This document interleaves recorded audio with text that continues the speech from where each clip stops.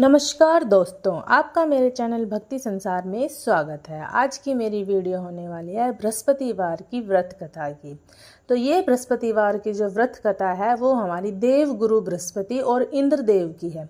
काफ़ी पुरानी बात है। एक दिन देवादिदेव इंद्रदेव अपने सोने से जड़े सिंहासन पर विराजमान थे। अनेकानेक देव, किन्नर, ऋषि आदि उनके दरबार में उपस्थित होकर उनकी स्तुतियों का गान कर रहे थे।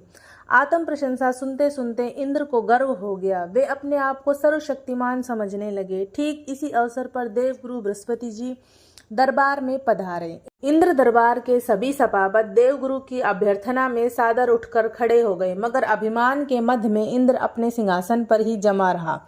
बृहस्पति देवता को इंद्र का गर्व समझते देर नहीं लगी। इंद्र की इस अवज्ञा को उन्होंने अपना अपमान समझा और वे क्रोधित होकर वहां से लौट आए। बृहस्पति देवता के लौटते ही इंद्र को अपनी गलती का एहसास हो गया। वह अपने किए गर्व पर पछताने लगा। उसने उसी क्षण गुरुदेव के चरणों में उपस्थित होकर क्षमा मांगने का निश्चय किया। बृहस्पति देव अपने तपोबल से इंद्र के इरादे को जानकर अपने लोक से दूसरे लोक को चले गए। इंद्र उनके लोक से निराश होकर लौट आया। उन दिनों इंद्र का शत्रु वृषपर्वा था। जब उसने देवगुरु की रुष्टता का ज्ञान हुआ तो उसने देवलोक पर चढ़ाई करने का सही अवसर जानकर दैत्य गुरु शुक्राचार्य से परामर्श किया। उन्होंने वृषपर्वा की बात जच गई। शुक्राचार्य की आज्ञा और वृषपर्वा के नेतृत्व में दैत्य सेना ने इंद्रलोक को घेर लिया और ऐसी मार लगाई कि इंद्रदेव को छठी का दूध याद आ गया। हारकर वे सिर पर पैर रखकर ब्रह्मा जी की सेवा में उपस्थित हुए। उन्होंने इंद्र को त्वष्टा के पुत्र विश्वरूपा की शरण में जाने को कहा। विश्वरूपा अपने समय का सर्वश्रेष्ठ ज्ञानी विज्ञानी ब्राह्मण था। इंद्र ने जब अनेक प्रकार से विश्वरूपा की वंदना की तो वे बड़ी कठिनाई से देवराज के पुरोहित बनने को तैयार हुए। विश्वरूपा ने पिता की आज्ञा प्राप्त कर देवराज का आचार्यत्व स्वीकार कर ऐसा यत्न किया कि देवराज को विजय प्राप्त हुई। वे पुनः आसन पर विराजमान हुए। विश्वरूपा के 3 मुख थे। प्रथम मुख से वे सोमवल्ली लता के रस का पान करते थे, दूसरे मुख से वे मदिरा पीते थे और तीसरे मुख से अन्न जल ग्रहण करते थे। विजयी देवराज ने विश्वरूपा के आचार्यत्व में यज्ञ की इच्छा प्रकट की तो देवराज ने यज्ञ की तैयारियां शुरू कर दी। यज्ञ के दौरान अनेक दैत्यों ने विश्वरूपा से एकांत में संपर्क स्थापित करके कहा, आपकी माता दैत्य कन्या है, इस कारण आपका कर्तव्य है कि आप प्रत्येक आपकी तीसरी आहुति देते समय आप नाम अवश्य ही ले लिया करे राक्षसों का। विश्वरूपा को दैत्य की बात समझ में आ गई। वे यज्ञ की हर तीसरी आहुति दैत्य के नाम समर्पित करने लगे। फलतः देवताओं का तेज घटने लगा। देवराज को जब सही वस्तु स्थिति का पता चला तो वे इतने क्रोधित हुए कि उन्होंने विश्वरूपा के सिर काट दिए।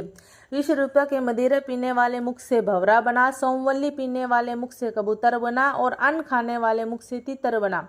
विश्वरूपा की हत्या करते ही ब्रह्म हत्या के कारण देवराज का स्वरूप ही बदल गया। विश्वरूपा की हत्या का पाप इतना भारी था कि देवताओं के 1 वर्ष तक पुरस्चरण करने का भी जब ब्रह्म हत्या का पाप न घटा तो देवराज ने सभी देवताओं सहित ब्रह्मा जी की स्तुति की।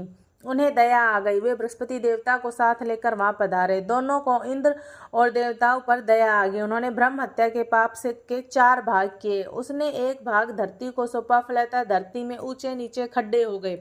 तभी ब्रह्मा जी ने धरती को वरदान दिया कि ये गड्ढे अपने आप भर जाया करेंगे। पाप का दूसरा भाग वृक्षों को सौंपा गया, जिसके कारण उनका दुख गोंद बनकर बहता रहता है। ब्रह्मा जी के वरदान से केवल गूगल का गोंद पवित्र माना जाता है।